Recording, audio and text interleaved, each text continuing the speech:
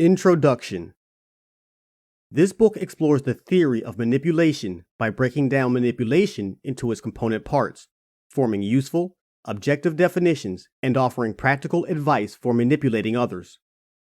The first part of the book is primarily concerned with introducing ideas and explaining them, in order to form a grounding for the practical sections of the book later on. It is important to remember that much of the information is general, because effective manipulation requires actions which are situation specific. Rather than telling you what to do, this book will give you the ability to form effective manipulation strategies, whatever your goals and situation. Examples are included to provide context to some of the general advice in the book, illustrating how to apply the knowledge in a practical sense. In addition, the book covers areas relevant to forming and executing effective manipulation strategies, including analysis, cold reading, and body language. The book does not define manipulation as something inherently bad, despite its negative connotations. Ethical issues surrounding manipulation are addressed in a dedicated chapter. After reading the book, you can expect to have greater insight into your own actions and the actions of others. You will have a strong grounding in the mechanics of manipulation, allowing you to make your own decisions about manipulating others, and recognize when others are manipulating you. Unlike many charlatans, who claim to have shortcuts to recognize when people are lying and make others bend to your every command, this book is honest about its limitations and recommends caution where it is sensible. What is manipulation? It is of primary importance to establish a clear definition of manipulation for the purposes of this book. Without understanding exactly what constitutes manipulation, there will be a great deal of difficulty in separating instances of manipulation and other forms of influence. While you probably have your own idea of what counts as manipulation, it is important that you adopt the book's definition in order to make sense of the practical advice in later chapters. Basic ideas. In a broad sense, manipulation is the effort to affect the behavior or perception of others. Most definitions extend that to include, via the use of abusive, deceptive, or otherwise exploitative means, or something similar, as a means of differentiating between manipulation and other influencing behaviors, such as persuasion. That raises even more questions, such as, what constitutes exploitative? Deception is relatively easy to define as a willful concealment or alteration of the truth. But does deception really preclude persuasion? At a job interview, you probably won't mention the times you came in late to work at your previous job due to hangovers. Is that manipulation? You could argue that anyone hiring for a job is already operating on the understanding that people are likely to highlight their positive traits and draw attention away from the negatives. In that sense, it isn't necessarily dishonest to omit certain information in that situation. So, expectation can also play a part in determining the ethics of manipulation and where the line is drawn between manipulation and other forms of influence. Putting ethics aside for now, there is another word in that broad definition worthy of attention. Defining manipulation as an effort suggests that manipulation is still manipulation, regardless of success or failure. The act of manipulation is defined as the attempt. Ironically, those least successful at manipulating others, who are most frequently discovered, are more likely to gain a reputation as manipulative than those who succeed. You can probably point to someone in your orbit, a relative or coworker perhaps, who you consider to be manipulative. Yet, consider how others view them. Are they well known as a manipulator? Does this impact their success? The answers to this too may be complicated. If someone is considered by their peers at work to be manipulative and yet hold sway over the boss, they might still be judged successful. When thinking about manipulating others, it's important to define clear goals. This will allow you to make rational, objective decisions, which is key to success. At this point, there are too many questions and too few answers. The remainder of this chapter will tie up some loose ends and establish a definition that will give bearing for the rest of the book. Manipulation versus influence. The modern world has adopted the term influencer for people with a large social media following, capable of influencing others with their content.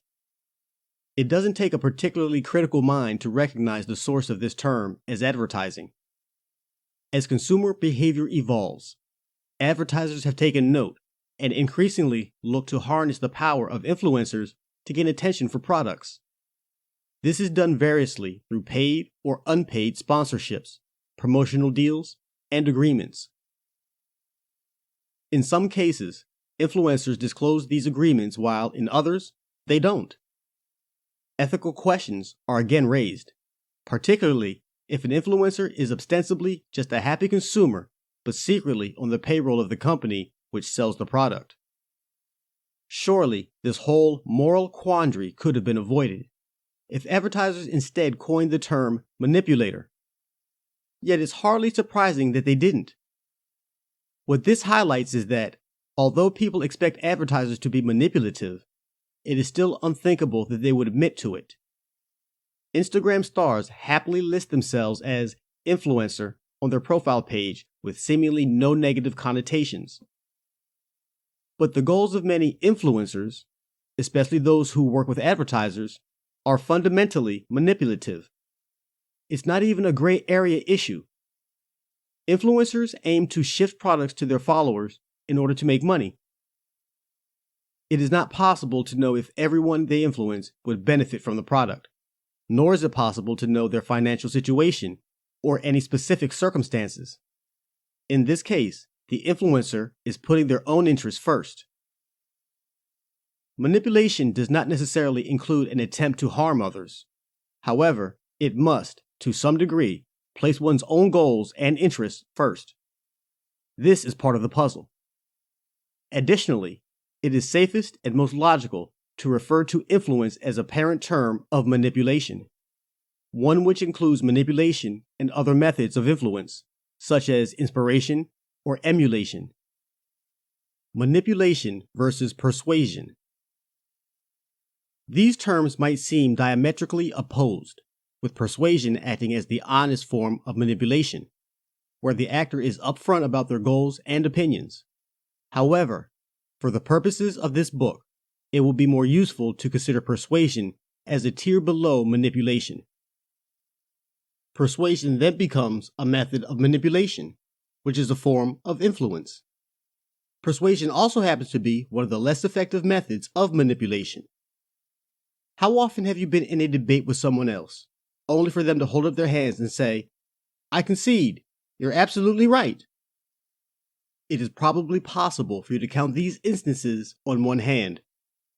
It may be easy to persuade someone that smoking is unhealthy, but is it easy to persuade them to quit? If it were so, governments wouldn't see the need or benefit in placing heavy taxes on tobacco products in order to discourage use. According to this book's definition, the government is trying to manipulate the consumption of tobacco and using a range of methods, including persuasion, to achieve that end. So what about other forms of influence and other methods of manipulation? Well, manipulation needs to have intent and it ought to have some form of goal, even if that goal is just to create anarchy. A great filmmaker may influence the work of many others, but it is clearly distinct from manipulation. The filmmaker doesn't set out to influence others, although they may. Rather, they achieve influence through the reaction of others to their work, resulting in an inspiration and even emulation. Persuasion, likewise, is not the only method of manipulation one could employ. An easy alternative is lying, a form of deception. To lie and to be believed will inevitably change the perception of those who believe the lie. As has already been established, it is still manipulation whether it is successful or not. Persuasion, like influence, doesn't suffer from quite the same image problem as manipulation. In fact, it's seen as a positive thing to be able to make a persuasive argument. Although it does have a sinister tinge, the phrase, "I can be very persuasive," implies some exertion of power over another party, possibly even an abuse. Also, when employers refer to the soft skill of persuasion, it is correct to understand this as a euphemism for manipulation, at least in part. Defining manipulation. Concluding this chapter, it is now possible to create a suitable and helpful definition of manipulation for the purposes of this book. Manipulation is a form of intentional influence, characterized as an attempt by a person or party, the manipulator, to change the behavior of another person or party, the target, typically with a view to achieving a goal in the manipulator's interests. There is no nefarious implication, nor is it specified whether or not the manipulator is acting in, against, or with no regard for the interest of the target. All are possible. This achieves a definition of manipulation which is not constrained by subjective ethical ideas, although that doesn't mean you should abandon your morals as well. This definition is useful because it is objective and clear. Also, it is helpful because in this book, you will learn techniques for manipulation that will help you to achieve your goals. In that respect, it would be a mistake to exclude persuasion, which absolutely can play an important role in manipulation and is inextricable from the advice in this book. Two problems remain, however. The first relates to intended influence. Intent is difficult because it implies responsibility. In actual fact, everyone manipulates everyone around them all the time, even from a young age. It would be wrong to exclude a child's temper tantrum from the umbrella of manipulation, just because they aren't old enough to rationalize their behavior. The same applies to adult temper tantrums for that matter. Intent, therefore, does not imply conscious behavior. It can also be instinctive. This also allows for the very real presence of naturally manipulative persons. The second problem is the disappointingly vague ending, typically to achieve a goal in the manipulator's interest. Not only is it problematic to define the manipulator's interests, there is a catch-all ambiguity in the inclusion of typically. This part serves only to create a normalized idea of manipulation for the purposes of this book, and absolutely wouldn't suit a more general definition. After all, how can someone perfectly know their own interests? It is, of course, possible to successfully manipulate someone, and for the result to still be one's own demise. The latter problem is addressed during the course of the book, at points where it happens to be relevant. Despite its flaws, this definition of manipulation is sufficient for the practical parts of the book. Examples of manipulation. With the definition established, it is now of use to recognize some examples of manipulation. Some of these are common in everyday life, while others relate to unique or spectacular events. While this book relates primarily to personal manipulation, there is little theoretical difference between manipulation on an individual level and on a grand scale. The same principles almost always apply, but the practicalities of manipulation methods, such as deception, can be more complex between, say, warring nations. Advertising. Even the most innocuous advertising is trying to inform you, with a view to changing behavior or perception. It is, by this book's definition, manipulation.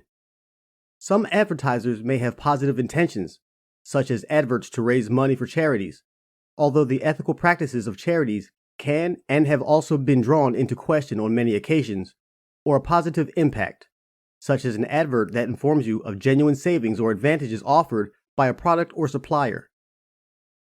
On the more insidious end of the scale, you have advertising methods such as influencers, who attempt to affect your purchasing decisions by encouraging emulation of their lifestyle. There are also online adverts which are often indistinguishable from other content. Even the most ethical websites normally only flag up paid ads with a small sponsored tag. Other times, adverts may be completely undisclosed. Advertising can manipulate by highlighting the positive features of a product or service. It is difficult to trust adverts as an accurate source of information because they are inherently biased. Techniques such as subliminal advertising sometimes go to extremes to drive messages about a product into your subconscious. You may have seen famous examples of sexual figures or messages woven into cocktail glasses to advertise alcohol, but that's just the tip of the ice cube. Military strategy. History offers countless examples of military foes attempting to manipulate one another. Like in advertising, this manipulation is completely expected. If you believe in the cause for which you are fighting, it is also morally justifiable to manipulate your enemy in any way. The Battle of Hastings, 1066 AD, saw the Norman William the Conqueror, spoiler alert, invade England with his army, comprised of many mounted knights. He was met by Harold Godwinson, the recently coronated King of England, at Hastings, near the English Channel. According to the legend, Harold took position atop a hill and waited for the approaching invaders. William, seeing the disadvantage of fighting uphill, ordered a retreat, with the intention of luring the defenders into pursuit. The plan was a success. Sensing victory, Harold pursued William's army down the hill and, in the process, sacrificed their advantageous position. The rest, they say, is history. William's mounted knights were able to overwhelm the largely infantry-based army of Harold, and his victory thwarted his only significant opposition in England. Although the accuracy of this account has been called into question, the lesson of the legend prevails. Manipulate your enemy and you will achieve victory. You can also find many instances of wars fought as characterizations of military leaders. Rommel, a German World War II general, was famed for his tactical brilliance in North African campaigns against Allied forces, earning his nickname, the Desert Fox. Techniques to obstruct or distort the information received by a military adversary follow the same principles as those you would use for another person. It is also possible to draw parallels to games such as chess and real-time strategy video games, where successful strategies often revolve around deceiving your opponents with regard to your own intentions. The professional world.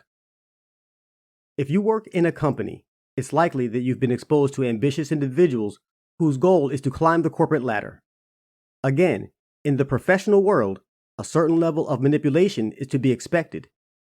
This is one of the reasons that working together with personal friends can create complications, as a conflict exists in managing these two different kinds of relationships, competitive and supportive. In professional life, you are presented with a range of different relationship paradigms. Your relationship to fellow team members will vary to that with your boss, or to those who work under you. Modern corporate structures tend to be flatter, and a managerial approach that relies purely on authority is less viable than it used to be. It's up to managers and team leaders to motivate their employees. Well done if you immediately identified motivation as another form of manipulation.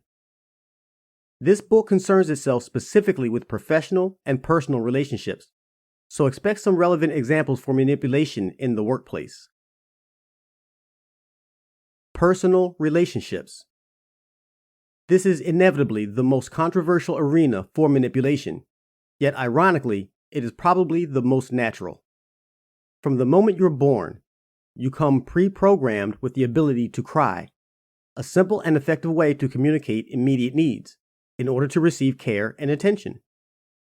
Manipulation happens in family relationships as well as in friendships and romantic relationships. The reason for controversy is rooted in the idea that contriving to manipulate others in personal relationships is something unnatural and rooted in a need for control. Although, once again, there is some gray area. It's quite normal for a parent to manipulate a child's behavior by using a system of incentives and punishments. This is normally considered to be part of a child's education and a healthy part of development, preparing a child for adulthood. Manipulation in a romantic relationship, however, is viewed as something less than chivalrous. It conjures up the idea of an individual lying and emotionally blackmailing their partner in order to disguise behavior or trap someone in a relationship. On the other side of the coin, It's plausible that people would praise manipulation, including deceit, if the end goal was to help a partner quit smoking or lose weight. These ethical questions are addressed later in the book. For now, it's just useful to consider the different scenarios where manipulation may be present. Try examining the world around you to spot examples of manipulation and understand the mechanism with which they operate. Advantages of manipulation. This chapter isn't long. The benefits of manipulation are plainly obvious, much like the benefits of a bank robbery. Successfully manipulating others is a way to impact the world around you and bend it to your will. That might sound sinister, but remember, it's extremely likely that you're already doing it to some degree. To differentiate between what you might already be doing and what you can learn from this book, instead, interpret this chapter as the benefits of consciously, deliberately, and effectively manipulating others. Achieve your goals. By successfully manipulating others, you can alter their behavior, their views, and possible, even their goals to help further your own interest. It's as simple as that. Effective manipulation, however, is about improving your rate of success. It might be that everyone is manipulating the boss to some degree in order to get that promotion, but only one candidate is going to get the job. Working hard is a good place to start, and working effectively is even better. However, leaving it to merit alone might not get you through. How can you make it so that your boss wants to promote you, rather than anyone else? Understanding that will give you the edge. Likewise, it's one thing to tell your crush you like them, but another to be the object of their desire. Effective manipulation is about cultivating a situation where your success is the most likely, or ideally the inevitable result. Help others. If you believe in a cause, you can support it by using manipulation to further its success. This can be anything from using a swear jar to stop a relative from cursing, to earning support for your political party. It's the same as achieving your own goals, but you're transplanting the interests of someone or something else in place of your own. As stated in the definition, manipulation is a form of influence. Guard yourself against the manipulation of others. The more you understand about manipulation, the better equipped you will be to avoid being manipulated by others. Recognizing manipulative behaviors in other people will not only protect you against their influence, but you'll learn more about their goals, feeding your mind with information that you can use to manipulate them. It's not hard to be aware of situations where you can expect to encounter manipulative behavior. What's more difficult is to always spot the ways in which you are being manipulated. A key part of this is understanding the goals of other parties and how they are attempting to achieve those goals at any given moment. With this information, not only can you recognize and capitalize on the behavior of others, you can develop the ability to predict the future actions of your adversaries. This requires emotional intelligence, as it is absolutely necessary to be able to place yourself in the shoe of your target. In developing this ability, a good place to start is by assessing your own behavior through your actions and learning to understand your choices from an objective standpoint. Doing so will require some practice, but later chapters will cover that in some detail. Manipulation fundamentals. Without further ado, it's time to get into some of the crucial aspects of manipulating others. Thanks to the early chapters, you should now have the groundwork to give context to the ideas in this chapter and form a general understanding of effective approaches to manipulation. In the chapter Methodology, you will learn how to use these ideas in order to form a coherent strategy that will improve your chances of successfully manipulating others and achieving your goals. Goals. Your goals. Given that you're probably already manipulating the people around you to some degree, and being manipulated yourself, the first significant step in achieving effective manipulation is to understand and define your goals. Without defining goals, it's impossible to measure the effectiveness of your current manipulation efforts. That's not to say that you aren't already manipulating with some level of effectiveness. Some people are naturally more manipulative and some people are naturally manipulators. However, the two don't always overlap. Start by thinking about your actions and your behavior around others. Consider who you view positively at work. or in your social circle, and who you view negatively. Consider further how you behave around different people and whether it aligns perfectly to your opinion of them. There's a good chance that it doesn't. In fact, what you are probably already doing is working to earn the good opinion of others who you believe to hold power and influence. This is a very general approach that everyone takes in society. To use an obvious example, your behavior around your boss is probably different to that of your peers, regardless of your personal opinion of them. You may even have a set goal, such as reaching X position. Otherwise, you might just be broadly trying to impress. You might even be trying to carve out an easy work life for yourself, shedding responsibility and doing what you can to obscure your low productivity. Maybe you're acting to bring yourself closer to a coworker in whom you are romantically interested. These are just ideas. At the end of the day, think about your own behavior. What did you spend your day thinking about and trying to achieve? These are the goals you are mentally working towards already. When you really understand what your current motives are, you might surprise yourself. In order to start manipulating effectively, it's time to clearly and consciously define your goals. If you've already done so, that's great. Make sure you have something with a clear, defined endpoint, rather than just do well at work. Consider earn a raise, or even better, earn a salary of X per day by such a date. By not only defining a goal, but a date as well, you are giving yourself the added motivation of avoiding failure. With a clearly defined goal, you can start assessing your actions against your objective. Ask yourself, will this action help me achieve X?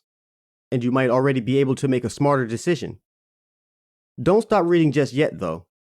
There are some important considerations to make before you suddenly change your behavior. Watch out for snakes in the grass. The goals of others. While your own goals are the way to measure the success of your efforts, the goals of others are key to forming a successful manipulation strategy. The key to manipulation is using the goals of others to further your own. This is the most all-encompassing theory of manipulation and the core of this book's approach to manipulation. At times, you might hold the cards and can help someone to achieve their own goals. This might be as an employee who possesses vital assets for your boss to achieve success in their role. It might be the case that you are the boss and have the power to promote people, not discounting the power that you have to help those people achieve their goals by not firing them. Having what it takes to help other people achieve their goals gives you inherent value to them. Here are some examples of situations in which your goals can interact with those of another in order to benefit you. Sticking with the professional field as a reference, say that one of your coworkers is put in charge of a business trip to a trade expo. Whatever their broader career goals may be at that point, it is likely that part of achieving them will be to have a successful trade expo. If that person has reason to believe your assets will help them to achieve that success, they are likely to take you as well. Gaining that experience will be valuable to your career, potentially raising your value as an employee and putting you in a greater standing for promotion. This is a simplified example to illustrate this line of thinking. It seems obvious, but by breaking it down, it's possible to make an evaluation of where you fit into the goals someone else wants to achieve. It might be that your employer, whose goal is to achieve higher profits, plans to expand your division. They might decide to do this based on the success of your division or the emergence of an expanded market for the service you provide. The knock-on effect would be an increased requirement for your labor. Suddenly, you've gone up in value, and it might be harder for your boss to refuse offering you a raise. For example, say that you work in a construction company, and a new technology comes into the fore, which happens to require specialist crane operation, and you happen to be an experienced crane operator. In this case, your boss is probably looking to hire more crane operators, which takes time, potentially requires training and other investments on their part. It's likely that, even giving you a raise, your boss would still avoid costs of hiring someone new, let alone the bother. In both of these examples, you have the power to help someone achieve their goals. This is what drives your success. There is no element of manipulation here. It is simply an analysis of how your goals can relate to those of others. The manipulation will come with cultivating these situations by working to ensure the actions others take to achieve their goals align with your own. Now, consider personal relationships. Imagine that you are romantically interested in someone else. Your ultimate goal might be to enter into a relationship with that person. All of a sudden, things get extremely complicated. Not only is it unclear what a person might want from a relationship to you, it might be unclear even to themselves. Many people have not considered what forms the basis of their attraction to others. So if you want to effectively manipulate the situation to result in the start of your relationship together, it may be necessary for you to understand that person better than they understand themselves. For now, just hold on to the idea as a thinking point. Actions. Having mentioned actions frequently already, it is appropriate to dedicate a paragraph to them. Actions are things people do. The actions of a person define their behavior. Repeated actions can be recognized in identifying behavioral patterns. An action can be anything from a facial expression or involuntary body movement to speech and decisions as well as acts of violence or sabotage. Tools. Understanding goals provides the necessary information for effectively manipulating others. Tools, on the other hand, are the raw materials you have at your disposal for effecting those goals, or the actions taken by others to achieve them. In this book, persuasion was previously referred to as a method. However, tool more accurately describes the way in which these following concepts behave. Tools to effectively manipulate. Power. In the last section, goals, you read some examples relating to the workplace, specifically regarding situations in which you might be able to help someone else achieve their goals. This translates to power. Power is the ability to help other people succeed. This is an interesting definition because it appears to subvert the normal idea of power as an ability to exert force over others. However, breaking it down, the two are closely related. Having the ability to exert force over others can mean not harming them, not invading their country, not throwing them in jail, not creating laws which negatively impact them. These are all forms of power. The power to help other people succeed is much the same as the power to make other people fail, left unexercised. These are just positive and negative perspectives of the same thing. The difference is often negligible. What can you provide people that will help other people achieve their goals? The most obvious thing is extraordinary abilities. Talent is valuable in every aspect of life, from sports competitions to business to raising children. If you have talents that other people can use, that's a powerful thing. Another form of power is authority. The boss gets to decide who is promoted and who is fired. A police officer can arrest you or let you off with a warning, thanks to their legal sanctioned authority. A judge may decide your sentence based on certain constraints and their opinion of your nature. However, there's a problem.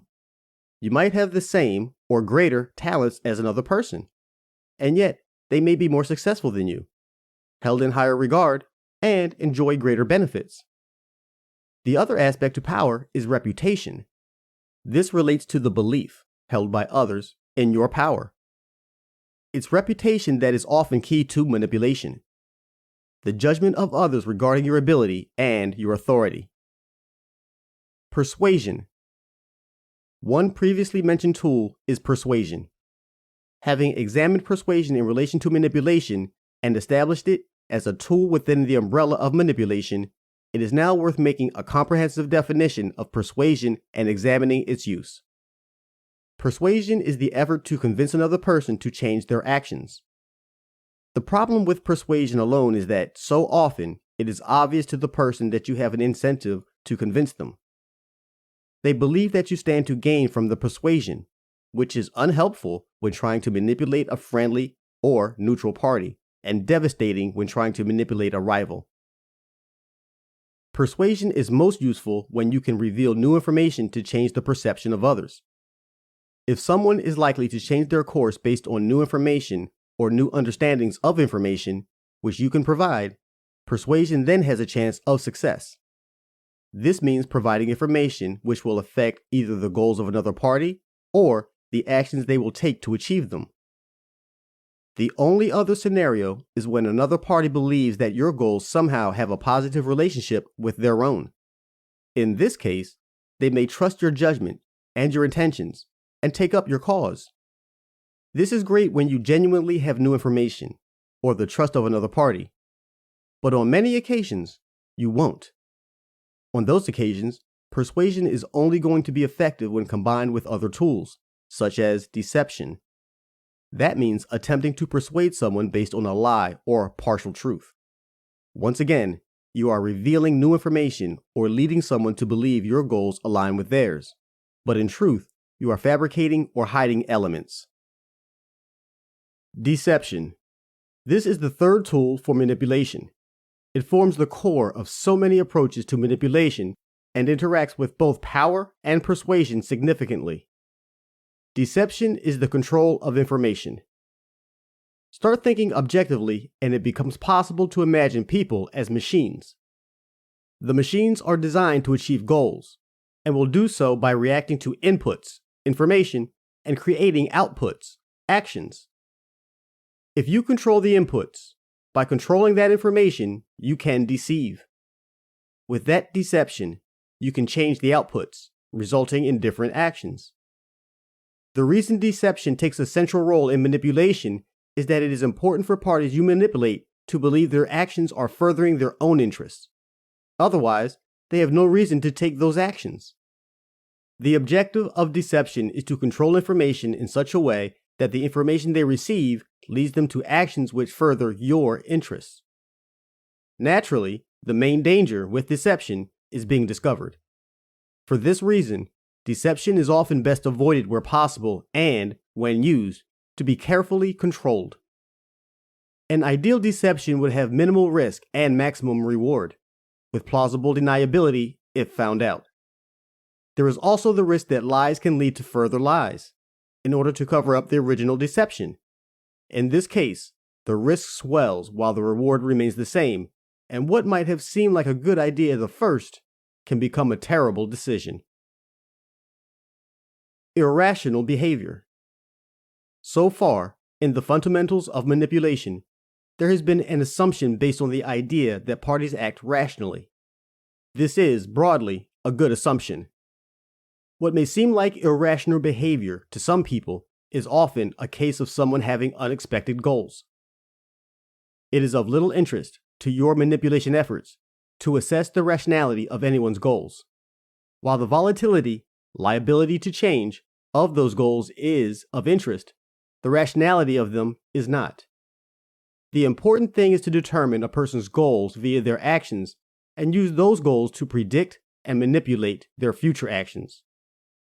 For example, a coworker may seemingly be slacking off at work. They might not be doing any of the things required to achieve a promotion or make a good impression on your boss. Is their behavior irrational? It may seem so, but only if you assume their main goal is to advance their career. In actual fact, they may be looking for an easy ride, or focused on pursuing a love interest in the office. They might be more interested in their life outside of work and simply choose to earn some respite during work hours, so they can party it up all night again. In that sense, their actions are not irrational. They are simply geared towards achieving another goal. Is that goal rational? It hardly matters. Irrational behavior is a cognitive failure to perform actions which help achieve one's goals. The person in the previous example might have a stated goal to become head of sales in the next 2 years. However, that doesn't mean their real goals align. If someone is not consciously acting to achieve their goals, they can no longer be called their goals. Therefore, the behavior is still not irrational. Irrational behavior is more like a tic of the mind. It is a mistake, based on either a failure of human instinct or a lack of understanding. This is distinct from a lack of information. whereby a person can still make a mistake. However, it is rational behavior based on the knowledge available to them. A good example of irrational behavior is playing the lottery. Everyone knows how unlikely it is that your ticket will win, but many people play anyway, for the chance to win big. Something about human instinct encourages people to gamble for a reward. The same approach is used by social media apps, who have discovered that an endlessly scrolling feed is the perfect way to tap into a twitch of the human instinct. People scroll down and down the page, revealing new posts and content, each time gambling on whether something will be of interest or more drive.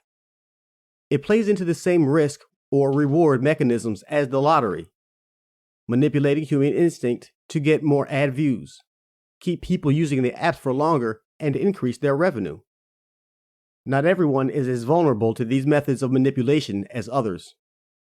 The way rational behavior fits into this book's approach to manipulation is as part of observed behavior.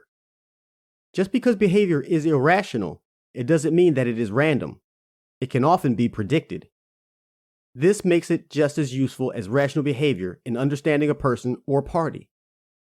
The important thing is to be aware of the possibility of irrational behavior, identify it, and work it into your approach to manipulation.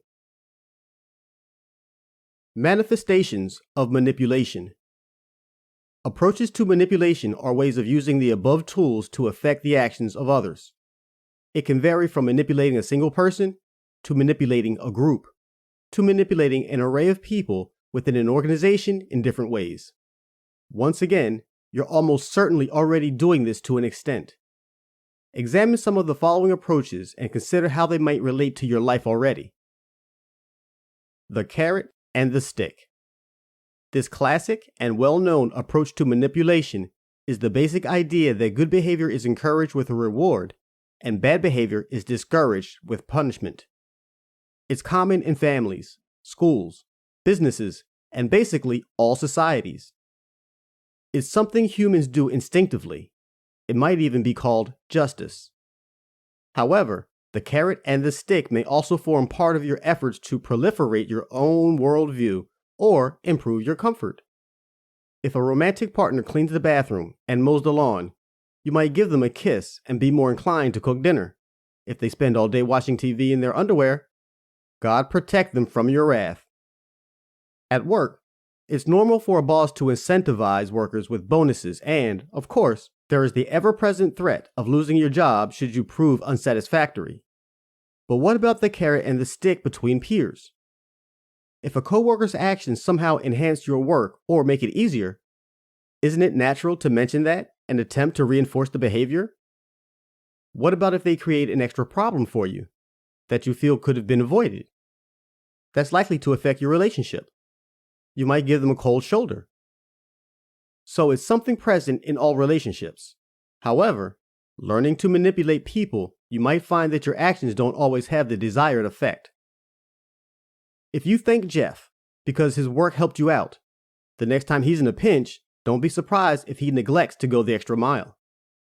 Imagine that Jeff was short on time and needed to decide between helping you out and helping Bill out, who gave him the cold shoulder last time Jeff failed to help him. Assuming that all is equal, the work for both you and Bill was the same, and Jeff was under no additional obligation to complete either. That person has made a calculated decision. Rather than disappointing someone else and receiving the stick, they'll assign more time to their needs and forego your carrot. What's just happened is you've unsuccessfully manipulated the situation. The attempt is there by thanking Jeff, but you failed to get a result. Breaking this down, your power or ability to help that person was judged as less than the power of a third party to hinder them. Your persuasion failed because you didn't provide information that convinced that person of your power. The lack of deception in your approach resulted in more work for you. There are a few possibilities. It is possible that Jeff simply responds more to the stick than the carrot, despite the fact that he is obligated to complete the work for neither you nor Bill. He will do so primarily to avoid conflict, rather than to curry favor. An alternative is that he simply judged Bill as having more power than you. That means a greater ability to help Jeff achieve his goals. Perhaps Jeff predicts Bill has a higher career trajectory, more influence with the boss, or greater social influence in the office. This isn't to say that the stick works better than the carrot. You might find that Ted prefers to be rewarded and generally doesn't respond at all to negative feedback. The important thing is to find out what drives people and discover their goals. Emotional manipulation. This is not wholly distinct from the carrot and the stick, but much of manipulating people involves emotional intelligence. There are a variety of ways in which people emotionally manipulate others. All of these, in some sense, work with the tools above to affect the actions of another. It might seem natural to conclude that the goal of emotional manipulation is to provoke irrational behavior. However, that's rarely the case. Emotional manipulation is much more likely to distort the truth, to the extent that someone alters their path to achieve their goals through a perceived change in reality. Examine an approach to emotional manipulation called the guilt trip. The guilt trip involves trying to make someone feel worse about an action they have taken or an action they have failed to take, which amounts to the same thing. For example, sitting around and not tidying your room is an action. By guilt tripping someone, you are attempting to affect their emotional reaction to their error. The return is for that person to feel indebted. You are altering their perception of a situation so that they will either correct their behavior at the next opportunity or make amends for their error. Here's a breakdown of the mechanics. They are concerned about their loss of reputation. If they develop a reputation as someone who cannot or will not help others to achieve their goals, the result will be a loss of power. Solving this issue by making amends is a way to salvage their reputation. You are persuading them of the severity of their error. As previously mentioned, failing deception, this requires you to either offer genuine new information, such as a previously unknown negative impact of their error, perhaps a financial cost to yourself or another, or have enough of their trust that they believe your opinion of events to be valid, causing them to reassess their own. Naturally, you can use deception to fabricate the above, inventing a detail that changes their perspective. An example could be lying about an injury they caused to someone else unintentionally, playing up its severity. While you will be found out eventually, this might be an effective short-term tactic to provoke a confession. The person who has committed the error is also affected by your power. If you have the ability to remedy the problem they have caused, they are likely to be submissive to your demands. Your power is the ability to help them achieve their goal of saving their reputation, and naturally, that increases the greater they perceive their error to be. Guilt tripping is far from the only form of emotional manipulation. It is difficult to draw the line between ethical and unethical emotional manipulation. For example, what constitutes guilt tripping as opposed to simply expressing disappointment? They are essentially the same. Likewise, what is the difference between intimidation and manipulation? Fortunately, this book is avoiding these issues for now, but you'll find more information on the ethics of manipulation in the next chapter. There are many terms for many different types of emotional manipulation. It is not necessary to memorize or even learn all of them. By understanding the mechanics of emotional manipulation, you can easily analyze and understand them as they arise. Here are a few examples. Intimidation, provoking fear in a target, such that they may alter their strategy for achieving their goals. In particular, intimidation that carries a threat of violence can encourage a target to change their course of action in ensuring their own self-preservation, a fairly universal goal. Acting to appease their intimidator is a way for the target to survive and becomes their future behavior. Note that there is nothing irrational in the behavior of the target here. Emotional manipulation is not necessarily the provocation of irrational behavior.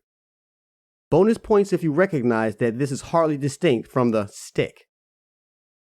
Seduction, manipulating a target by presenting them with an object of desire and withholding it until the target performs an action.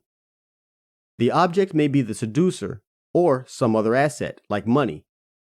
Scam emails from Nigerian princes work by seducing the target with the prospect of easy money. Sexual seduction may include provoking irrational behavior, based on the promise of endorphins. An alternative way of viewing this is as a persuasion to manipulate the goals of others, prioritizing a sexual encounter above everything else. Seduction revolves around power, as it is presenting and persuading the ability to offer somebody what they want. Bonus points if you recognize that this is hardly distinct from the carrot. Minimization. This is the effort to reduce someone's perspective of an issue or error you have caused. It may involve any manipulation tools to reduce the magnitude of the issue. It normally involves persuasion and deception, highlighting or fabricating facts to demonstrate the lack of importance. It can also involve rationalization, which is explaining the reasons for one's actions in an attempt to justify them. Although this bears no direct relation to power, observe how differently people respond to this behavior from someone who has perceived power compared to someone who is perceived to lack it. Blaming.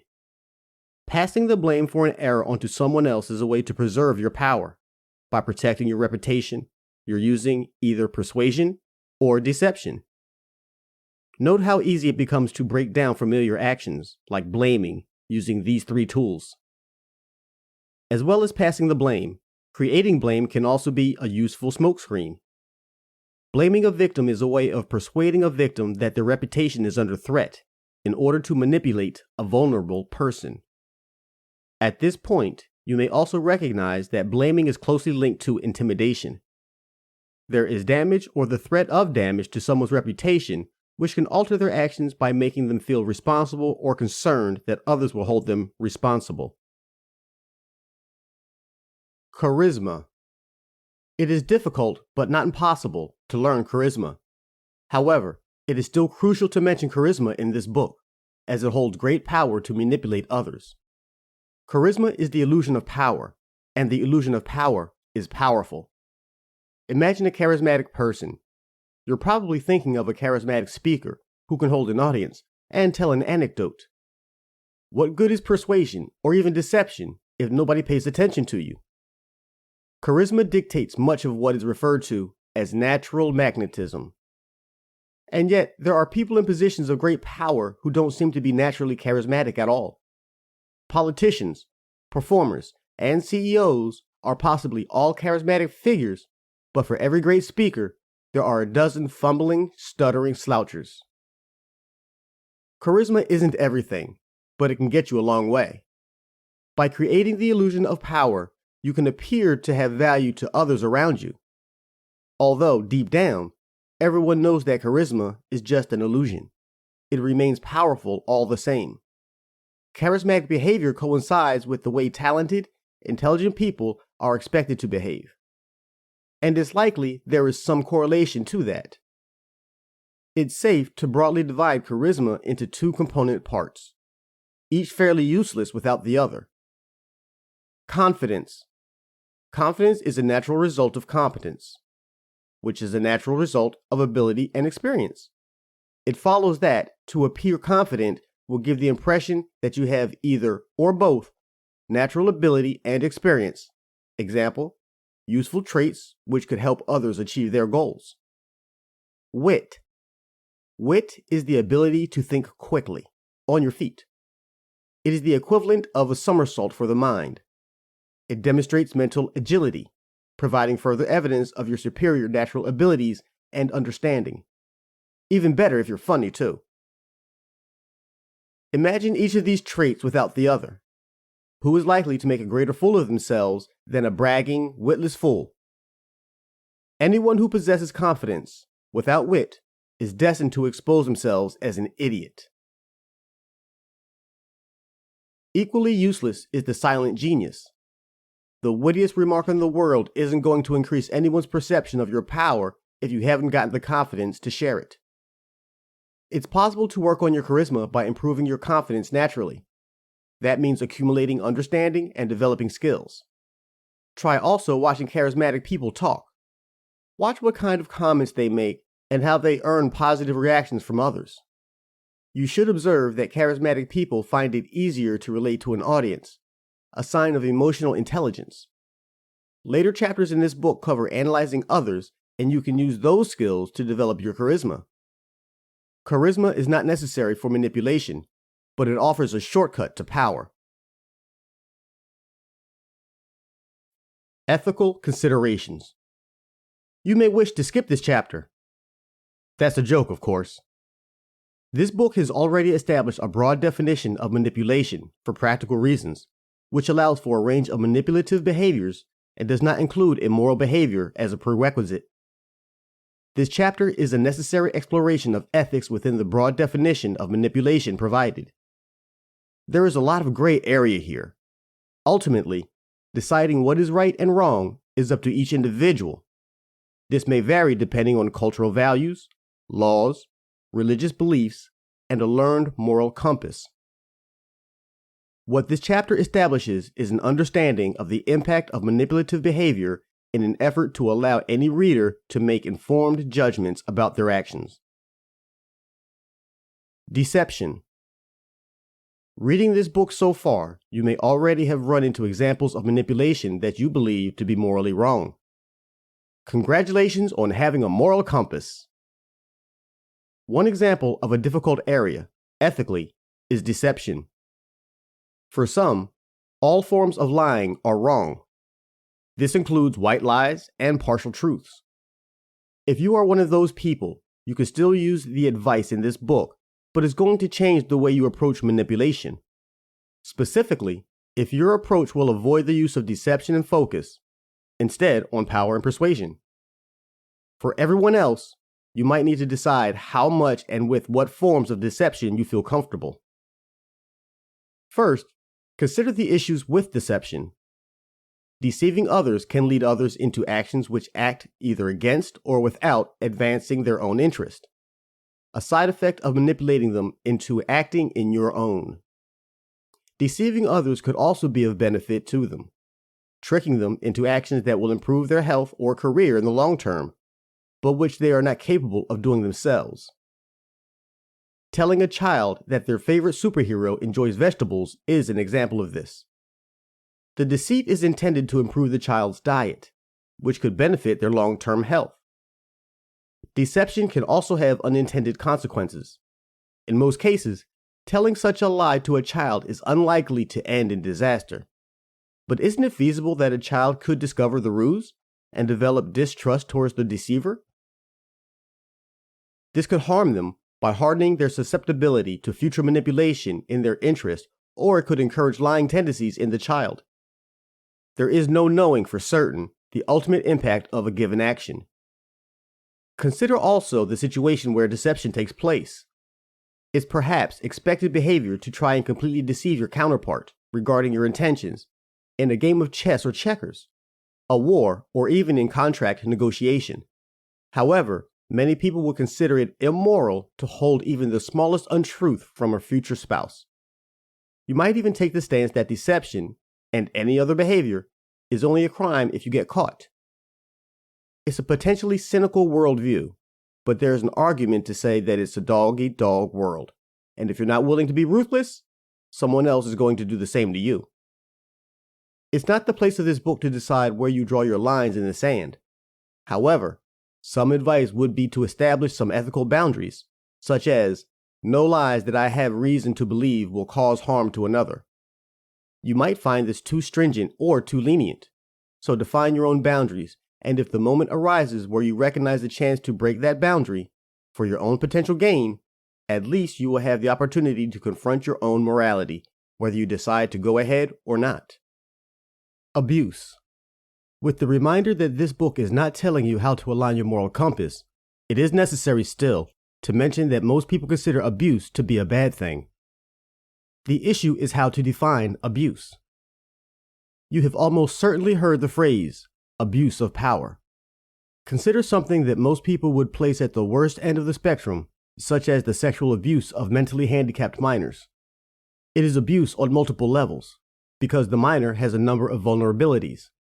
Significantly, parents and guardians of these individuals are in a position of trust to protect these individuals. They have little defense against and lack the judgment to understand the ways in which sexual abuse can impact their psychology. It's an awful, sobering thought to establish the extreme end of the abuse spectrum. At the other end of the spectrum, there may be more nuanced or controversial examples of what some people call abuse, such as ordering an extra portion of fries when charging the meal to the company account. It's an unnecessary indulgence which allows the abuser to benefit excessively from the trust they have been given. Taking this even further, it's possible to draw into question the nature of business relationships. You might consider the idea of someone sleeping their way to the top to be dismissive. However, how is it possible to reconcile personal relationships where one person clearly has power over the other? For example, a boss and an employee, with the ideas of abuse of power. Are these relationships possible without the elements of abuse? A person may naturally be drawn to their boss due to the power they hold, as has been established. At the same time, it may be impossible for a boss to enter into a non-abusive relationship, given the inherent vulnerability of the employee. Perhaps it is completely possible to separate work and pleasure, but these situations are sticky to say the least. More pertinent to the times, it is possible to draw comparisons to the role of a casting director for Hollywood movies. Many people have said that it is inherently wrong for someone who has power over another, i.e., they can help their progress toward achieving their goals, to enter into a romantic relationship. Isn't it the case some of these instances, aspiring actors are throwing themselves at people in positions of power? The implication, then, is that power brings responsibility. Certainly, that carries an element of truth in the eyes of many people and much of the media. Once again, you will need to decide what constitutes abuse in your eyes. This may be defined by the potential victims of your actions, in which case, you might not view a large corporation as a particularly tragic casualty and order that extra basket of fries. Additional food for thought would be to consider what makes a person vulnerable and whether or not it is truly possible to decide that a person is not vulnerable. If you successfully manipulate another person, then surely, to some degree, they are vulnerable, if only to your cunning. Honor. Navigating all of these ethical issues may, to some degree, force you to rely on a code of honor. This might be dedicated by a culture or a creed. It may be created by yourself or your peers. It may even be part of a commitment made to uphold a certain level of integrity, as is common among reputable media outlets. This can help you to make ethical decisions by placing boundaries for you. However, it's rare that, when push comes to shove, a code of honor will actually stop you from taking an action outside of its bounds. That is up to you alone. The ends versus the means. One alternative to establishing clear ethical boundaries is to judge each case completely on its own merits. In this instance, there is more flexibility. In particular, you may decide that an action can be justified if the result is positive enough to outweigh the means of achieving it. There is a further issue, which even most flexible moral gymnasts ought to consider. Even if the ends justify the means, could those ends be achieved with less wrongdoing? Once again, it is not the place of the book to enforce a specific moral code. However, even if your approach to ethics and manipulation is flexible, would you lose anything by defining boundaries anyway? At least in that case, you can recognize when you cross those boundaries, and it gives you a prompt to address and justify your reasons for doing so. Intent and unscrupulousness. This book has already partly addressed the issue of intent in manipulation. Consider the child who screams. Young children make a lot of decisions based on emotion and instinct. The intent may not be to manipulate, but the manipulation is still present. If you have spent time around children, you may know that when a child hurts themselves, there is a pause before their reaction. In many cases, they will look to the parent. If the parent's reaction is shock, they may become unsettled and start to cry. If the parent's reaction is to remain calm, often the child will remain calm themselves. They are learning to navigate the world and their influence within it. It is difficult to assign blame to the child for manipulative behavior, even when you find such behavior to be unimpressive or undesirable in an adult. One of the subjects of adults You may also differentiate between unscrupulousness, willful disregard for morals or laws that stand in the way of one's goals, and a complete lack of knowledge of those boundaries. Although both are potentially ethical breaches, the latter indicates a lack of responsibility, while the former is an extreme form of egoism, total self-interest. In practice, this shouldn't be a choice you're able to make. Effective manipulation should involve an analysis of your actions and, at the very least, a reasonable estimate of their results. That means you'll already have the information. Additionally, making moral decisions based on information and consideration will allow you to rest in the knowledge that you took the responsibility for your decision and actively understood the consequences. It could prevent you from making a decision you live to regret. The law. Despite the non-committal nature of this chapter, there is one aspect against which this book advises you completely. That is breaking the law. Under no circumstances is it recommended that you break the law, and if you suspect that you are engaging in criminal activity, including fraud or another form of illegal deception-based manipulation, you are advised to investigate the law thoroughly and avoid any wrongdoing. Ending up in jail is almost certainly not a way to achieve your goals, and the best way to avoid jail is to not break the law. Methodology. This chapter is where things get really practical.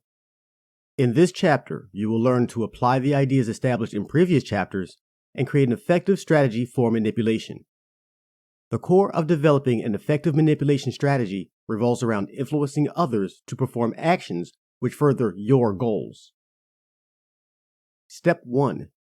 Define your goals. This is the focus of your manipulation strategy. Without this, you run the risk of manipulating people aimlessly.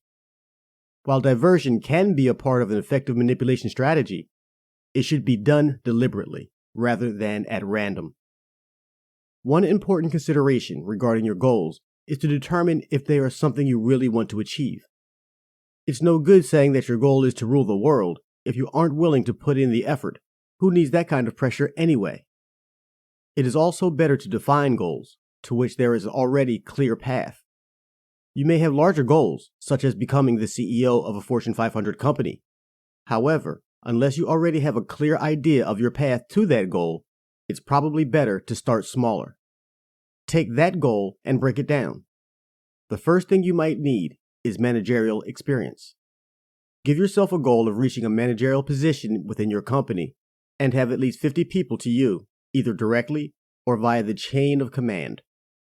Break that down even further if you need to, and set your first goal as becoming the leader of your team. Career success isn't the only type of goal this methodology works for.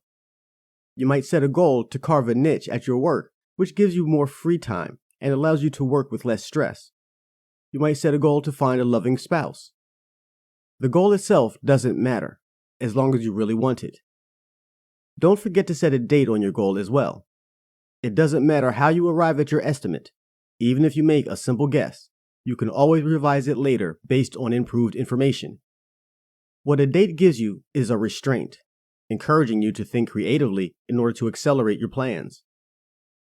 Now take a note of all your goals, long-term and short-term, big and small, and order them in terms of immediacy. Remind yourself of your goals every single day. In doing so, you are focusing your brain on a task. Think of a time when achieved highly at work, school, or college. Think about what it took to achieve something that made you proud. Was it working a moderate amount of hours, or did it involve going the extra mile? Were you thinking about the project night and day, running it through in your head before you went to sleep, and structuring it in your mind? Of course you were. That's what made the difference. By focusing your brain on the task, you dedicate all your resources to achieving that goal highly. The more attention you dedicate to manipulation, the more you'll be able to accomplish and the better you'll succeed at it. Oh, and keep your goals a secret from everyone now, naturally. Step 2. Map out your paths to success. Now that you have your goals, and you've broken them down sufficiently, it should be fairly easy to find a path to success. If your goal is a promotion, you'll need a boss to promote you. If your goal is finding a loving spouse, you'll need to find someone who's going to provide that and for them to agree to marriage. Consider alternate paths to success as well. For instance, if you want to take your boss position, one path might be for them to get fired, leaving a vacancy for you. In another situation, they could be promoted, leaving a spot open. Map out as many paths as you can and consider them all possibilities for now. Once you've done that, it's time to establish parties involved. Who would be in charge of the decision-making process for your promotion? Who are your potential rivals? How does this information flow between these people? In the case of achieving a promotion, your manipulation strategy should be to make the people who have the power to promote you want to do so. You've seen the movie Inception, right? Unfortunately, hacking into someone's dreams isn't an option. In order to manipulate your target, you may need to start understanding their goals and behavior. Step 3. Gather information. This book's final chapters will directly address analyzing people, including yourself. For now, it's enough to include it as a part of your manipulation strategy. Consider the goals of the people whom you need to influence, those who will decide whether or not you are promoted. Map out all their actions, starting from now and as much of their previous behavior as possible. Look for patterns and attempt to relate each of their actions to what you perceive as their goals. Then look for ways in which they don't align and reassess their goals to pinpoint what matches. Make an assessment of your own assets. Include hard facts, such as your time at a company, your current salary, and your qualifications, as well as soft skills, such as charisma and persuasion.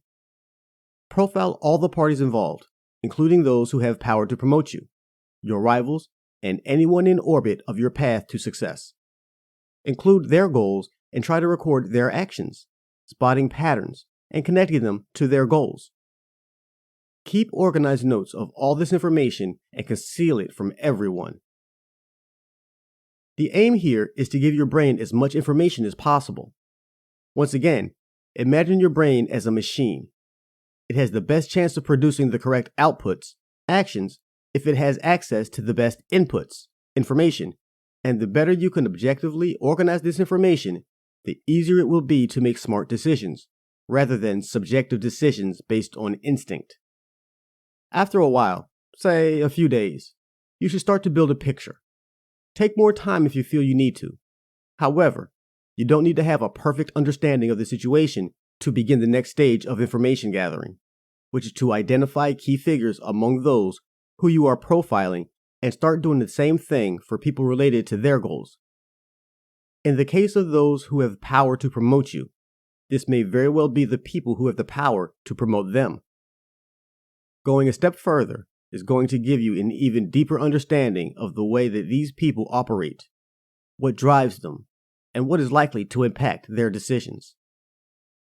You will continue gathering information indefinitely, even as you begin manipulating others. Make it a habit, and you will get better at identifying the goals and behavior patterns of others faster and more accurately. Focus on understanding where power lies and how the parties involved reach their decisions. Try to identify what provokes them to take certain actions. Relate this back to their own goals. Step 4. Identify opportunities and threats. This is where it's time to use your brain. You should be thinking about your goals every day by now and developing a deeper understanding of the mechanics of your situation. Opportunities. Remember the goal you have set for yourself. And remember, your essential aim is to want the parties in charge of your promotion to want to promote you. What have you learned about their goals? Take a typical scenario and say that they want to achieve good figures. They want to improve the efficiency of your team by increasing its profits. Relate what you have learned about the parties in orbit of your goals back to the paths you mapped out. Start using that knowledge to assess the likelihood of success in each case. Is it more likely that your current team leader will be fired or promoted? Is there another opportunity for you to reach the same tier of management elsewhere? Within or even outside the company? Weigh the options against one another. Say you have reason to believe that your current team leader is underperforming and you expect them to be fired rather than promoted. In this instance, you need to be careful of the timing. The opportunity is presenting itself, and when it arises, you need to be in a pole position. What if you're in pole position right now? Then it's time to get your team leader fired as soon as possible. Relate this to three main tools of manipulation identified in earlier chapters. Power. As the candidate is in pole position, you are perceived to have the most power to help your potential new bosses, those who would promote you, to achieve their goals. Likewise, you have also identified that your current boss, your team leader, is facing the chop. This is most certainly because they are perceived to lack the power to help their immediate superiors achieve their goals. However, they haven't been fired yet. This might be for a number of reasons. Perhaps they haven't had enough opportunity to prove themselves. Perhaps their superiors aren't certain about you as a replacement. Persuasion. Forget marching up to those with power to promote you and giving them an epic speech about why you're the perfect candidate to be the next team leader. This isn't a Hollywood movie. More to the point, the world won't simply bend to your knees because you ask it to. Deception. What you can do is act to control the flow of information that reaches your boss's superiors. The aim, in this instance, is to decrease their perception of your boss's power and get your boss fired more quickly. The ways in which you could achieve this are too many to list. How close are you to these people whom you need to influence?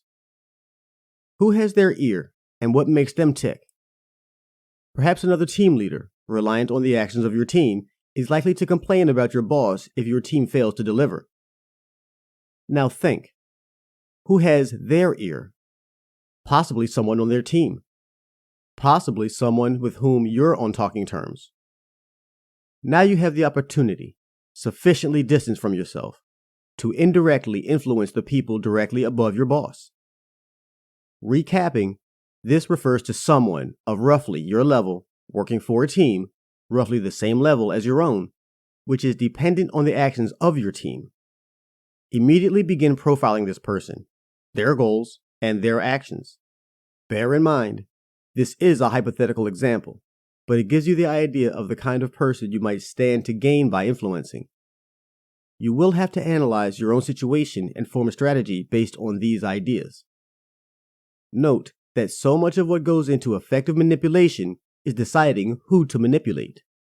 You are likely to be manipulating everyone at once, to some degree.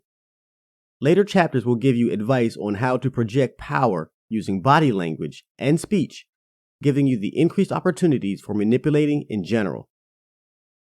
Right now, you are forming a strategy for manipulation as a specific situation through extraordinary means.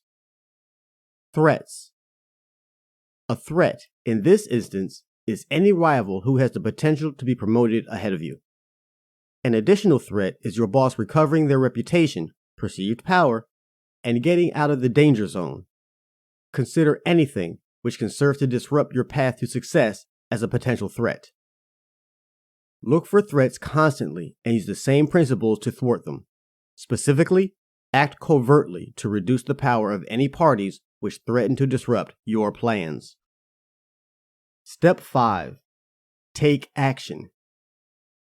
Leaving threats aside, refocus on the current example. Here, an opportunity had presented itself to create a deception. It may well be the case that you have a close relationship with the person identified to start the flow of information, in which case it might be possible to conspire. If your boss is truly useless, and your target's team is truly dependent on an improvement in your team's performance, and your target aims to see that happen, you could theoretically agree to work together in order to perpetuate some information that will damage the reputation of your boss. But take a moment to look at some of the risks. Your collaborator is another person who can be discovered, and the conspiracy could come back to you. You have revealed to another person that you wish to conspire. This will have an effect on their opinion of you and your trustworthiness. Your collaborator may change their mind, in which case you will have sabotaged your chance to deceive them by revealing your goals. Your collaborator may alter the plan to suit their own goals and compromise your strategy. With deception, you only run the risk of being found out yourself, and it's quite possible to attempt a deception with plausible deniability. For the purposes of this example, say you're on friendly terms with this person and may eat lunch or take coffee with them roughly once a week. Show an active interest by asking them questions. Mix in questions about their work with a normal, personal interest in the person. Try to focus on pursuing lines of conversation about which they're willing to talk. This is a good chance this will relate to their interests, which will relate to their goals. Look for something in their goals which is affected by your boss's actions. Say their team handles delivery, while your team handles production. This is a simple paradigm, given that the example relies on their team's dependence on yours. Establish the issues facing delivery and analyze elements of your boss's behavior which could be revealed, in order for your target to arrive at the conclusion your boss is bad news. This could be a tendency to ignore the demands of shipping when forming a production schedule. It is important not to do this at a time when your target is specifically talking about their issues. You should also reveal the information in such a way that does not arouse suspicion. For example, when a natural opportunity arises, you might explain the way your boss scheduled production, which clearly illustrates the absence of shipping. At this point, the example has reached such a degree of specificity that it is almost certainly impossible to directly relate to your circumstances.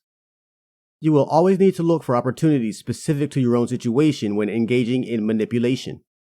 This will require you to act ingeniously by giving yourself as much information as possible. You have now planted the seed of an idea in your target's head. Your boss is having a negative impact on your target's professional success due to their methods.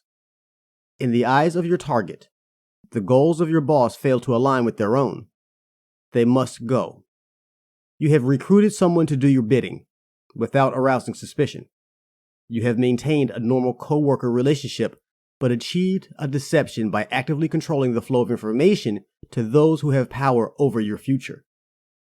If all goes according to plan, the next time your coworker falls behind in their work or struggles to make a deadline, they'll know exactly who to blame. Their team leader will relay this information to their superiors, and your boss will become even more of a problem than before, edging closer to their professional doom. Step 6. Learn and improve. Unfortunately, your plan has every chance of failure. It might be that your boss manages production in the way they do for an important reason, one which might be recognized by their superiors.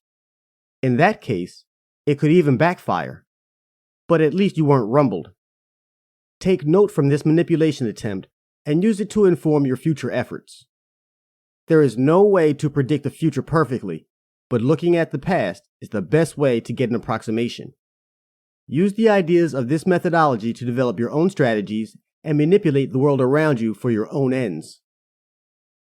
Analysis. This chapter relates back to aspects of the previous chapter on the methodology of manipulation. By learning methods of analysis, you can develop a better understanding of the parties which have power to help you achieve or prevent you from achieving your goals. A large part of this is practice. Practice observing behaviors and then try to predict actions based on patterns you have observed. Test your accuracy in this regard. Reflect on why you failed to make an accurate prediction and then try to remedy that in the future. You will naturally improve with time. Self-analysis. An excellent way to begin understanding the actions and determining the goals of others is to start analyzing yourself. Keep a note of your actions and observe yourself as if you were observing a third party. Understanding why you took an action and, in particular, whether it helped or hindered your efforts to achieve your goals. What you are trying to do is achieve objectivity, which you can use to make good decisions regarding your own future. Note that the terminology used here is good decisions. You may already be making rational decisions, but that does not mean they are necessarily good. You could be making those rational decisions based on your ill-informed knowledge of what type of behavior works in your favor and what type of actions work against you. By improving your knowledge and gaining perspective through objectivity, you can make better decisions. Analyze 2. Your instincts. Consider your instinctive reaction to a situation. What provokes an impulse in you to become emotional? What provokes you to make clearly irrational decisions, i.e., taking actions which offer you no value at all, yet you take them all the same? With self-analysis, you can recognize the occasions a decision has as a negative effect on your power. When people see you out of control, for example, they will judge you to be a less reliable option for assistance in achieving their goals, reducing your perceived power.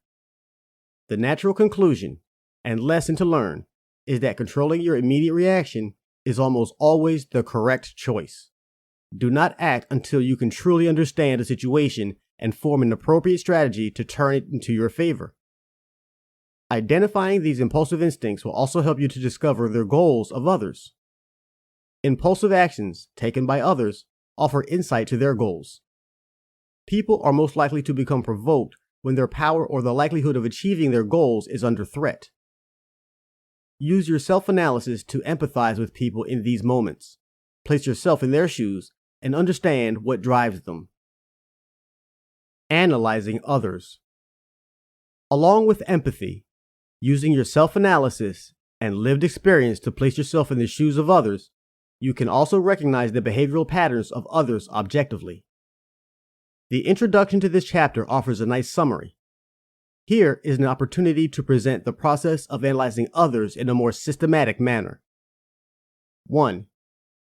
Begin by observing and recording every action that a person takes. Provide yourself with as much data as possible. Include every unusual mood, action, reaction, and impulse. 2. Hypothesize obvious and suspected goals which that person may possess. 3. Test their actions in relation to these goals. Try to understand if the person is acting to achieve these goals, in which case your hypothesized goals are correct, or if the actions and your hypothesized goals fail to align, in which case you may need to consider that the person is pursuing alternate goals. 4. Predict the actions of a person based on their goals and the behavioral patterns in the actions they take that you observe. Specifically, when something unusual occurs, try to predict how they will react. Analyze your success and failures in prediction. Where you fail, try to understand why the person reacted as they did, why you failed to predict that, and use it to inform your future predictions. 5. Repeat steps 3 and 4 ad infinitum until you can accurately predict the behavior of that person. With this ability to predict the reaction of a person to a given event, it only requires your creativity to reverse engineer an event based on the reaction you wish to produce. The event might be as simple and innocent as mentioning a certain topic of conversation, revealing a piece of information, or thanking them for some work they've done. Cold reading. Cold reading is the practice of analyzing a person on a first meeting, or even a first glance. This is a particularly useful skill, but it allows you to manipulate someone even in a single meeting. If you could analyze someone in a short space of time, to the extent where you can predict their reactions to a stimulus, you only need to provide that stimulus in order to achieve the desired result. Everyone already cold reads to a degree. Using stereotypes, it is common and perfectly normal to form an opinion of someone based on their appearance, including the clothes they wear, the look on their face, the shape and size of their body, their accent, and even their ethnicity. The problem is that cold reading tends to be fairly inaccurate. You cannot guarantee anything about a person based simply on their appearance, and people are liable to surprise you. Effective cold reading is going to take practice and data. Make predictions about new people you meet, memorize them or quickly record them if you have an opportunity, and then test them as you find out more about that person. Relate your findings back to your first impressions of someone and consider if there was anything you could have spotted, which might have given it away. Body language. Body language is useful as both a source of information and an approach to manipulation. It can form a part of both deception and persuasion. You have probably heard quotes like, body language makes up 55% of all communication. Although the number 55% is actually pretty useless, the message remains clear that body language is an important part of the way people communicate to one another. Considering the fact that body language is so important, it's no surprise that everyone is able to read body language and react to it, to some degree. On a subconscious level, you can probably already understand when someone disagrees with what you are saying, or is interested, or just wants to stop talking altogether. The cues are intended to be understood. Without that, there would be no point to their existence. However, there are important ways to read the body language of others, which can help you to analyze their intentions, even when they are attempting to deceive you. Facial expressions. It's a famous poker trope that everyone has a particular behavior which they exhibit when bluffing, a form of deception intended to lead opponent players to believe they have a stronger hand than they actually do. This is known as a tell. While there is some truth to this, and you may not be able to spot giveaway signs to recognize when a person is lying, however, this will be limited in accuracy and, particularly in the poker, you might fall prey to a deception in which someone is deliberately putting on a tell in order to throw you off the scent. In reality, facial expressions tend to be extremely unreliable when determining if someone is telling the truth or not. They are easy to fake and don't offer much in the way of help when it comes to analyzing others. However, as a tool for manipulation, facial expressions happens to be somewhat useful. One general tip is to give people a big eyebrow raise and light up your face with interest upon greeting people. Most people greet one another with a stern professionalism. It's such an easy tip, but raising your eyebrows and smiling at someone can create a lasting impression. There's no need to be obsequious. Don't coo or gaze. Just show comfort, confidence, and project a genuinely positive reaction from seeing someone. The power of positivity indicates to others that you have a willingness to be constructive and helpful to others. People crave the influence of positive people, as a positive attitude breeds achievement. Reading body language. So, if the face is limited in reading the nonverbal communicative cues of a person, where should you look? The answer happens to be relatively simple. The feet. Most people reflect their desire and their intention by pointing their feet. If you sense something's off about a conversation and get the feeling someone would like to be somewhere else, glance at their feet and, if they're pointing towards the door, there's your clincher. Naturally, you don't want to spend all your time staring at someone's feet. But take a glance and use their position to recognize whether someone wants to be in the conversation or not. If they're pointing right at you, they're likely to be a lot more receptive to what you're saying. If they're pointing away from you, it's possible you might as well be talking to a brick wall. Now, the reason for that can vary. It doesn't necessarily mean they don't like you. They might just be late for another appointment or have other things on their mind. You need to use your learned analysis and incorporate body language to form a complete picture. Thank you for listening. You are now armed with powerful techniques that you can use in many different ways. Wield this knowledge wisely and judiciously.